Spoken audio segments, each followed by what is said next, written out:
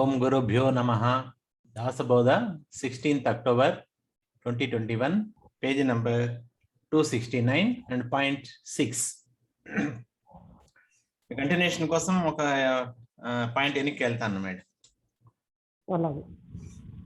There are stones in the earth and those stones are used to prepare images of gods, and people do get various experiences by devotion to the stone gods.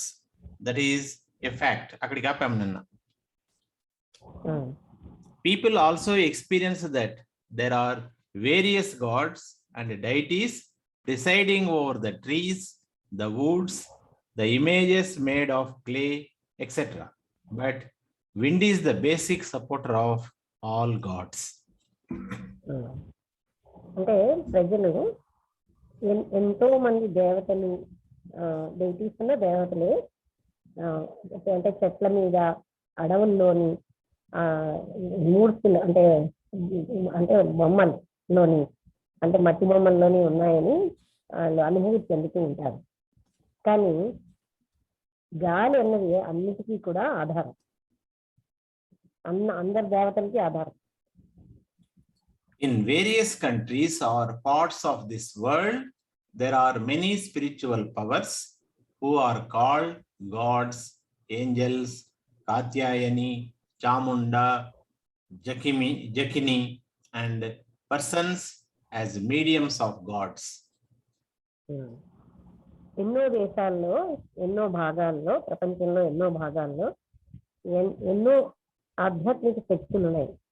వాళ్ళందరినీ మనం దేవతలు, angels అన్న చిరుదేవతలని, అలా కాత్యాయని, చాముండా, జక్కిని ఇలాంటి దేవతలందరూ, ఇంకా అలాగే వాటికి మీడియంస్ అంటే వాళ్ళ ద్వారా వాళ్ళు వ్యక్తమయ్యే వాళ్ళు కూడా, అంటే భగవంతుడి కొంతమంది ద్వారా పూర్ణకాల విశేష అవి కూడా ఉన్నాయి.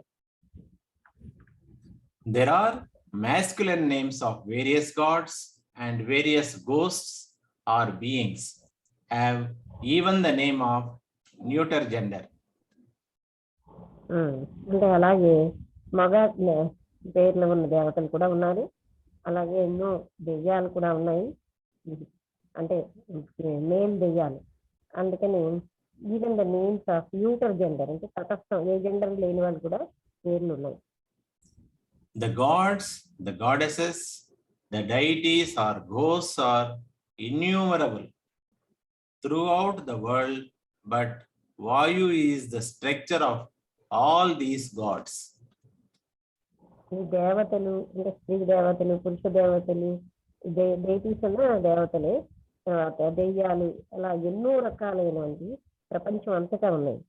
అన్నిటికీ కూడా వాయువు is the structure of all these gods. వీటన్నింటి యొక్క నిర్మాణానికి వాయువే కారణం. Normally, all these gods are of wind only, and occasionally they enter or bear various bodies. They are either manifest or remain hidden. సాధారణంగా ఈ దేవతలందరూ గాలికి సంబంధించిన వాళ్ళే. అప్పుడప్పుడు మాత్రం వాళ్ళేమో ఇతర శరీరాల్లోకి ప్రవేశిస్తారు.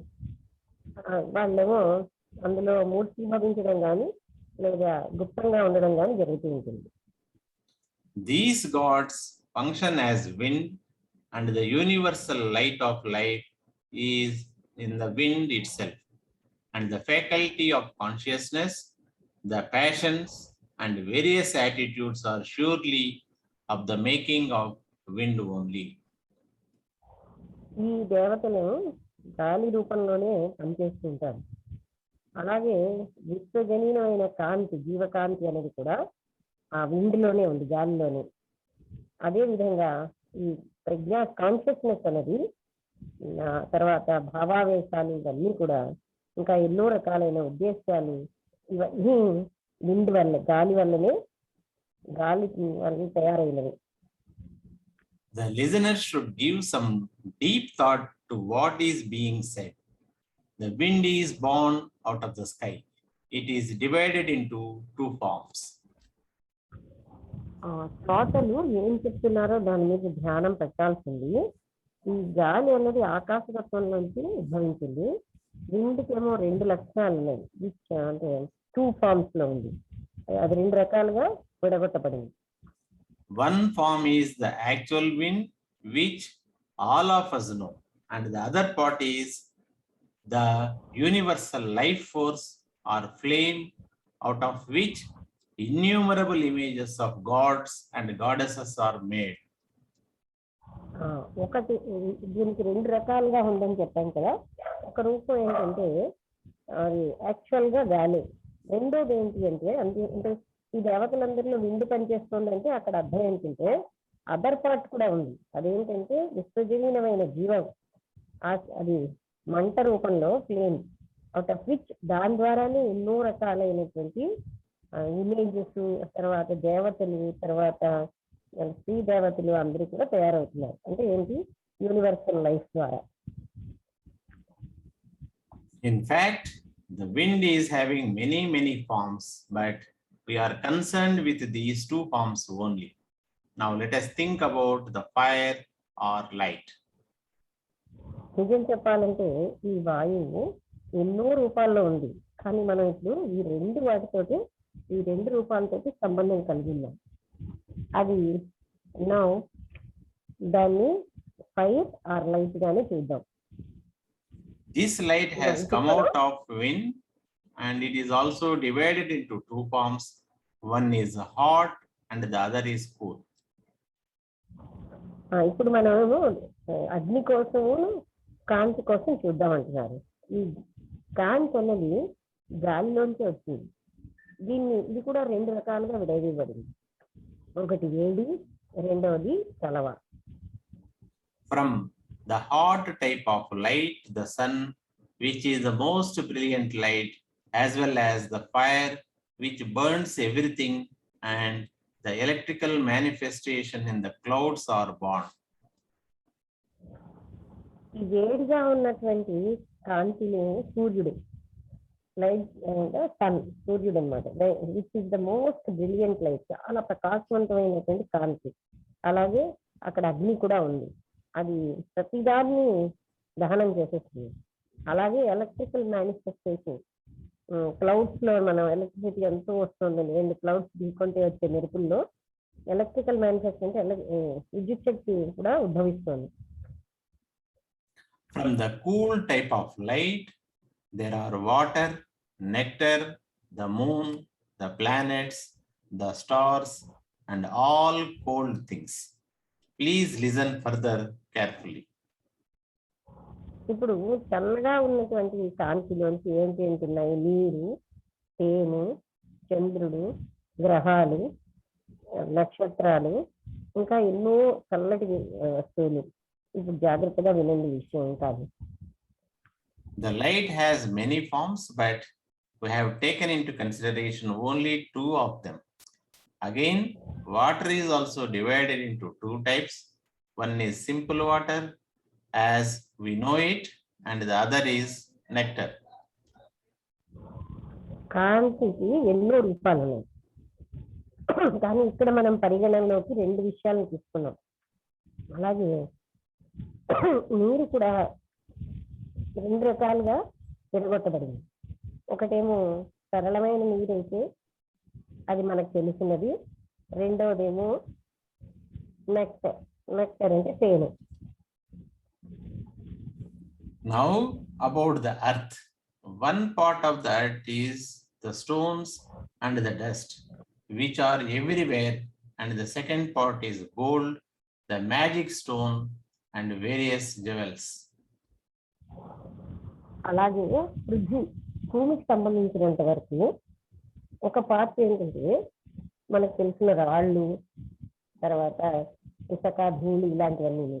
ఇంకొకటి ఏంటి, బంగారం, మ్యాజిక్ స్టోన్ అంటే అలాంటి ప్రెషస్ గా ఉన్న స్టోన్స్, అలా ఎన్నో రకాలైన ఆభరణాలు, ఇవన్నీ 2వ పార్ట్. అవి కూడా భూమికి సంబంధించినవి.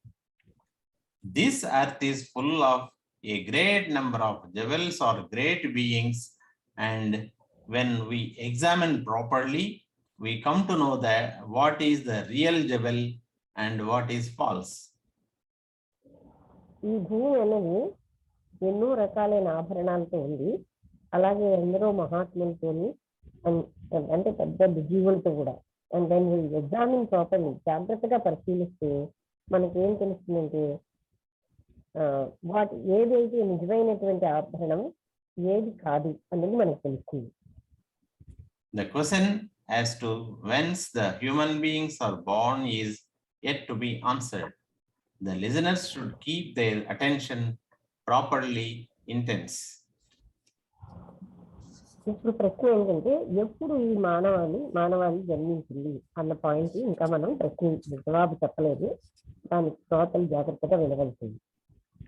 Thus, in the 10th Dashka of Dasabodha, in the dialogue between the Guru and the disciple, this third chapter by name, Clearance of Doubt about Physical Body, is completed here.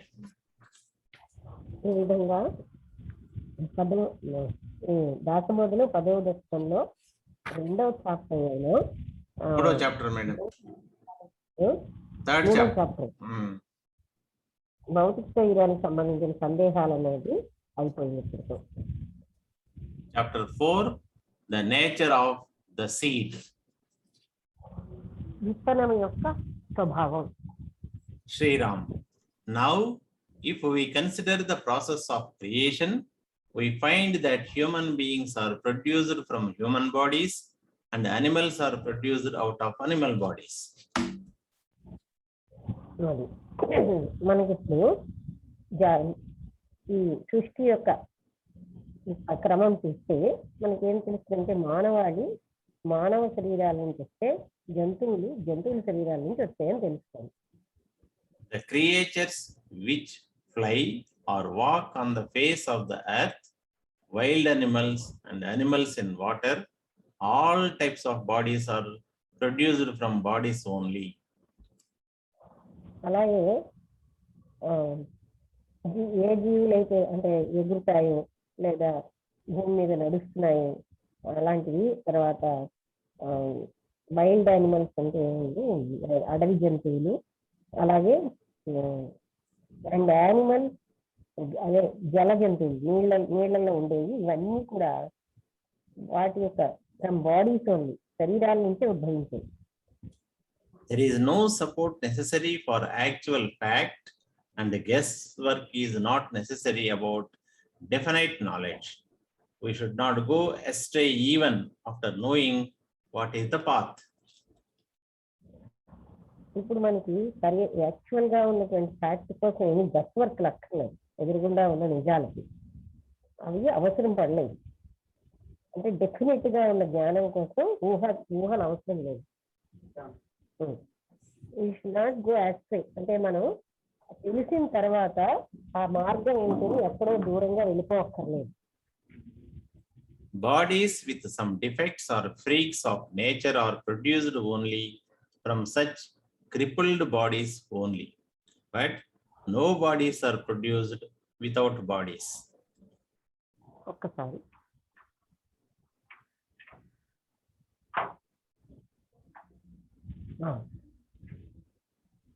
Bodies with defects అంటే కొన్ని రకాలైన defects అంటే లోపాలతో ఉన్నవి, freaks of nature అలాంటివి, అంటే ఏదైనా లోపాలు అలాంటివి ఉన్న శరీరాలను అలాంటి శరీరాల నుంచే వస్తున్నాయి. కానీ నో బాడీస్ వితౌట్, అంటే శరీరాలు లేకుండా ఏ శరీరం, అంటే ప్రతి శరీరం నుంచి ఉద్భవిస్తుంది. Now, how this creation came to be, of what and by whom is it created? Who created the body of him who has produced all these bodies? అయితే ఇప్పుడు ఏంటంటే ప్రశ్న, ఈ సృష్టి ఏ విధంగా వచ్చింది? వాట్ అండ్ బై హూమ్, దేని వలన ఎవరి వలన ఇది సృష్టించబడింది? ఎవరు ఈ శరీరాన్ని, హూ హాస్ ప్రొడ్యూస్డ్, ఇన్ని శరీరాలను సృష్టించే ఈ శరీరాన్ని ఎవరు సృష్టించారు? If we go on searching, there is no end. But leaving that aside, the main question is how this body came into existence and who has created it, out of what material. ఈ విధంగా మనం ప్రశ్నిస్తుంటే వెతుకుతుంటే దీనికి అంతు లేదు.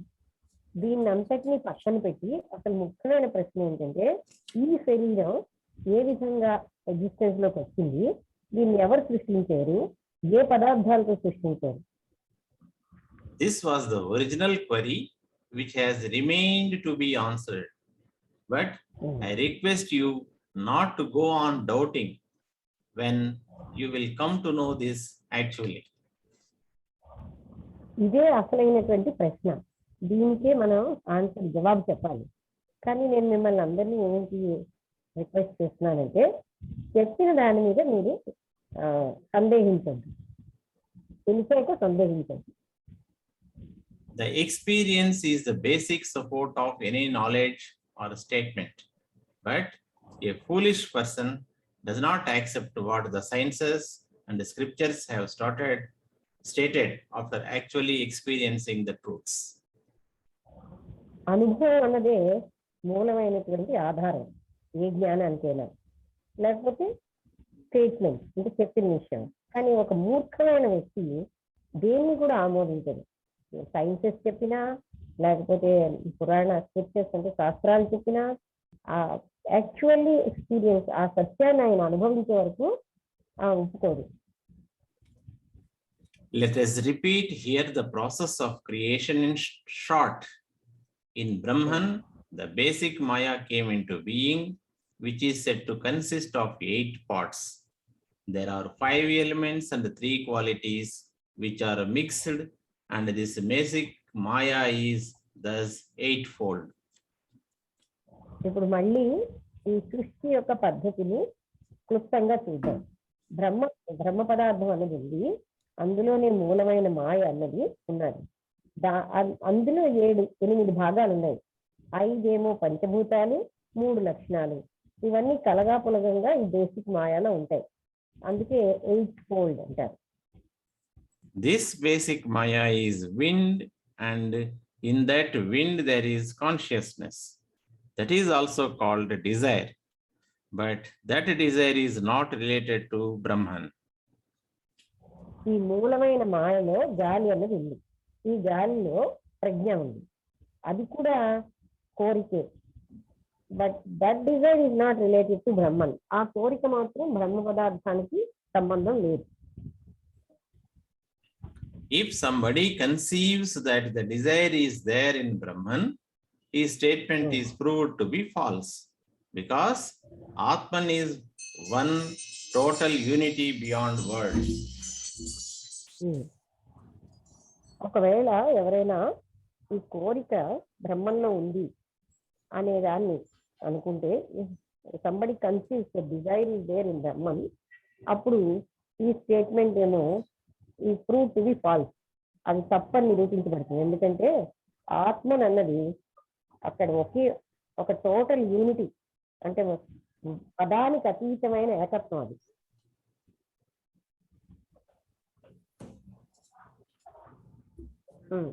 Second. If Atman is abstract, Brahman the absolute. Whatever is given a name is limited thing, and therefore an illusion. So even if we try to give some name to Brahman, it is not applicable.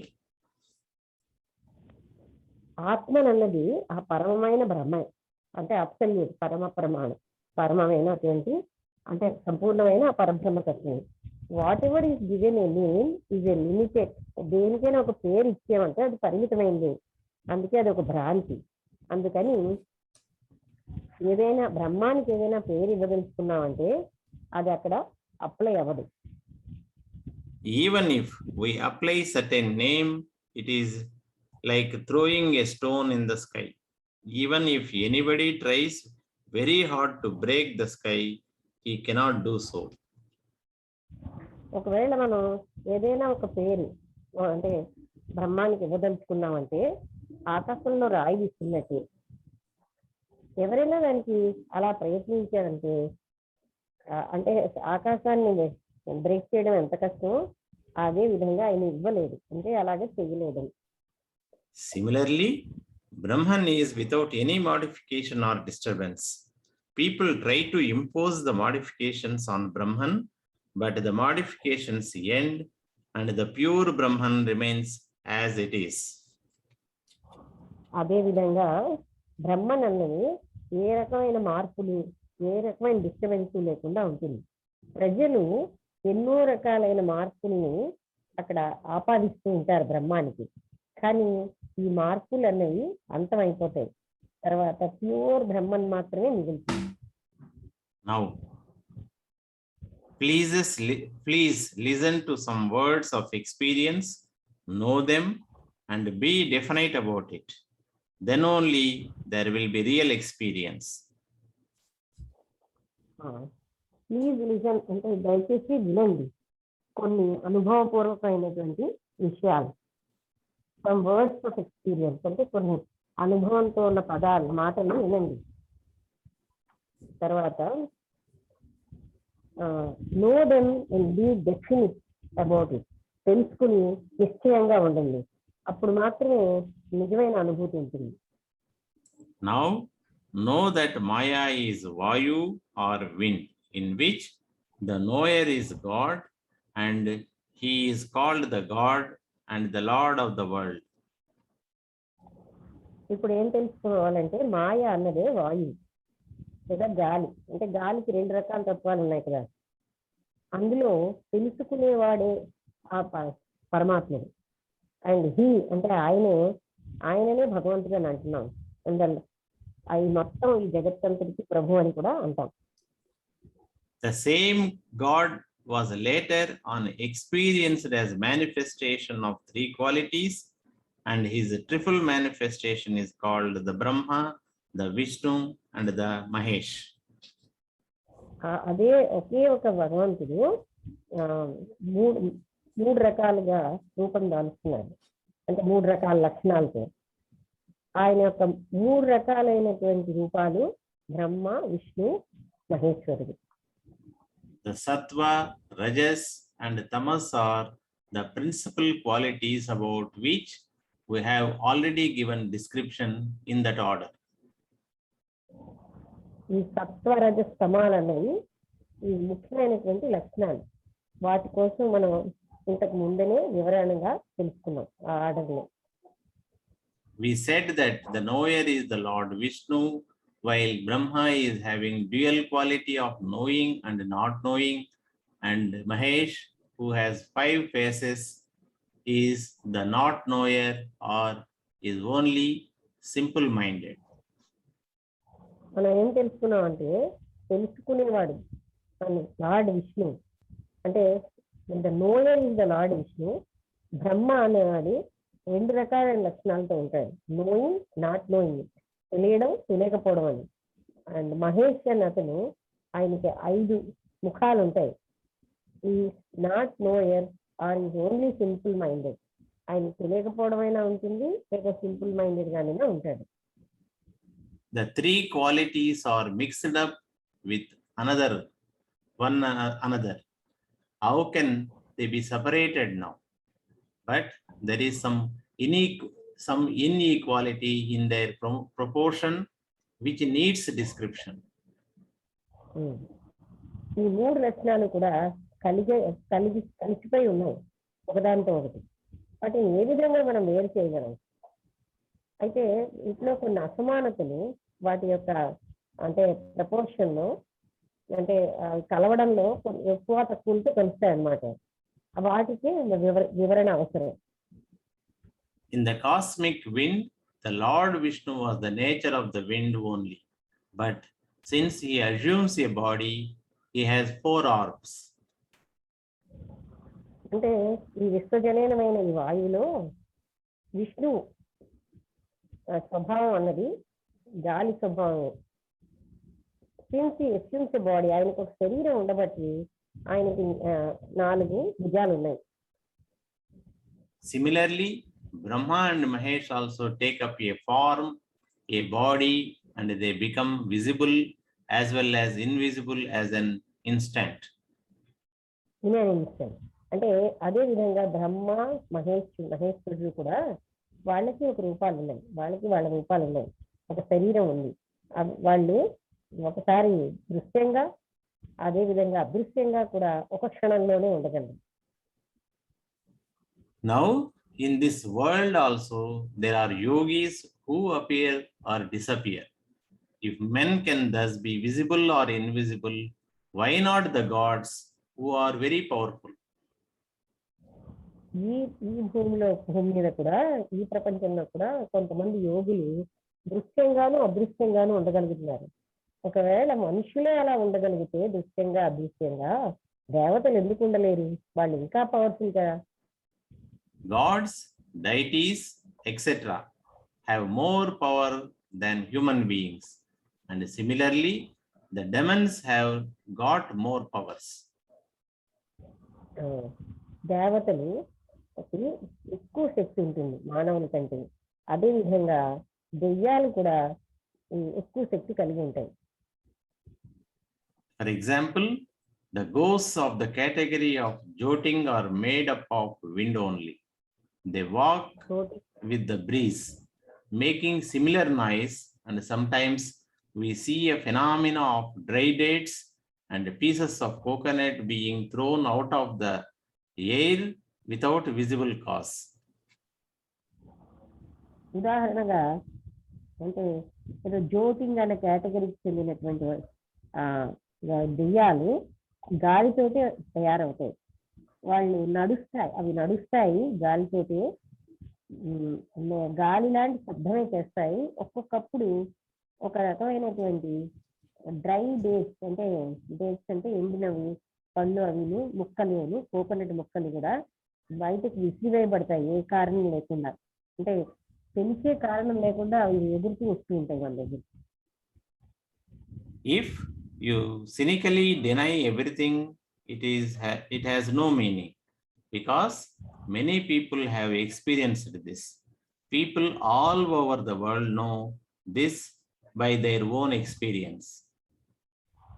ఇది మీరేమో ఏం లేదు అని చెప్పి దాన్ని negative గా మీరు కాదంటే దానికి అర్థం లేదు. ఎందుకంటే ఎంతో మంది ప్రజలు దీన్ని అనుభూతి చెందారు. ప్రపంచంలో అన్ని చోట్ల కూడా వాళ్ళకి తెలిసే విషయం వాళ్ళ అనుభూతితోటి. Human beings enter the bodies of other people by yogic powers.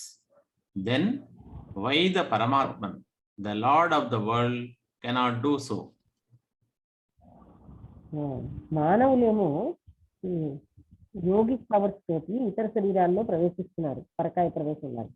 అలాంటప్పుడు ఆ పరమాత్ముడు ఆ ప్రపంచానికి ప్రభు ఎందుకు ఆ పని చేయలేదు?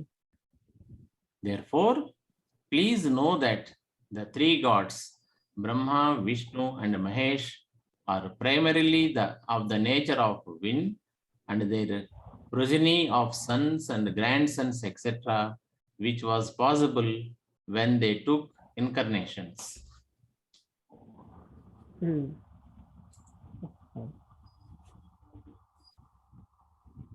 Therefore, అందువల్ల దయచేసి తెలుసుకోండి, ఈ ముగ్గురు దేవతలు బ్రహ్మ విష్ణు మహేశ్వరులు వాళ్ళేమో ప్రాథమికంగా గాలి యొక్క స్వభావంతో ఉంటారు.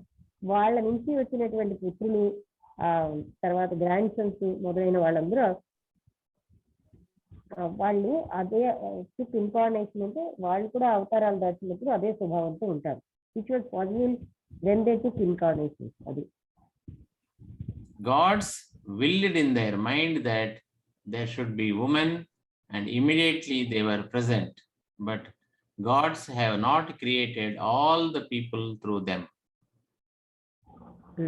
దేవతలు వాళ్ళ మనస్సులో స్త్రీలు ఉండాలి అని భావించారు. వెంటనే వాళ్ళు ప్రత్యక్షమయ్యారు.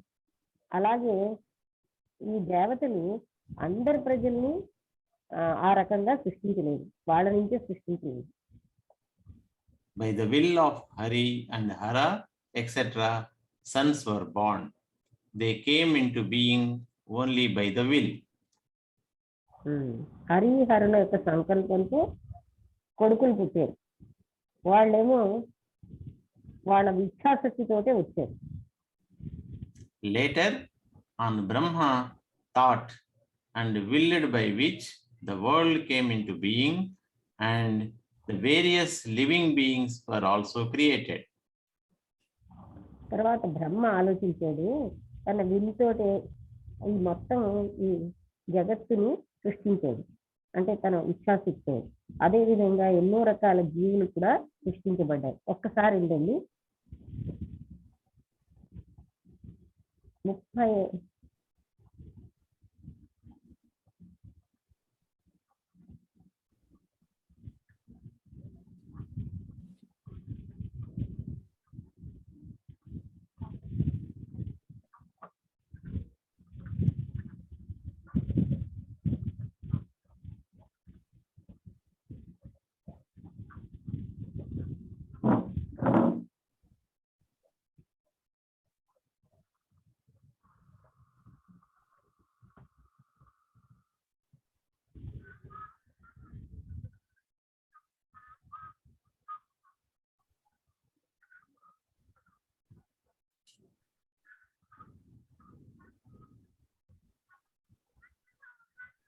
బాలభాస్కర్ గారు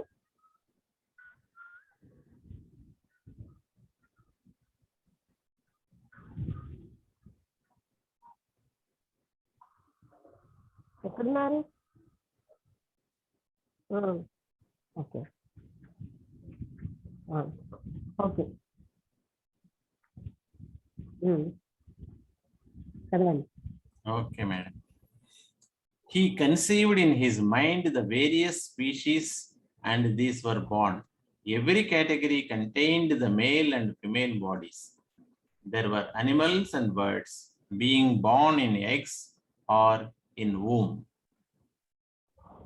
ఆయన ఏమంటున్నాడంటే తన మనసులో ఎన్నో రకాలైన ప్రజాతులు జాతులు అంటే పుట్టాలని భావించేది, వాటి కోసం భావించాడు, అవి పుట్టేది. ప్రతి కేటగిరీ కూడా అంటే ప్రతి రకం కూడా ప్రతి దాంట్లోని ఒక స్త్రీ పురుష భేదం శరీరాలు ఉన్నాయి. అలాగే జంతువులు పక్షులు అంటే పక్షులేమో వాటి యొక్క గుడ్ల నుంచి, జంతువులేమో గర్భంలోంచి వస్తుంది. There were small creatures like bugs, fleas, etc., which were born from sweat and the category which is called Udbija. All were created out of the air or wind. అంటే ఇంకా చిన్న చిన్న జీవులు ఉన్నాయి, అంటే నల్లులు అలాంటివి. అవేమో స్వేదం నుంచి ఉత్పత్తి అయ్యాయి, స్వేదజాలు అంటారు, వాటిని ఉద్భీజాలు అంటారు అన్నమాట. ఇవన్నీ కూడా గాలి నుంచి, ఎయిర్ ఆర్ విండ్ నుంచే ఉత్పత్తి అయ్యాయి. ఇక్కడ ఎయిర్ ఆర్ విండ్కి ఒక్క గాలికి రెండో స్వభావం కూడా ఉందన్నారు కదా, లైఫ్ అనేది, ఆ ఫోర్స్ అన్నమాట. The term ఉద్భీజ.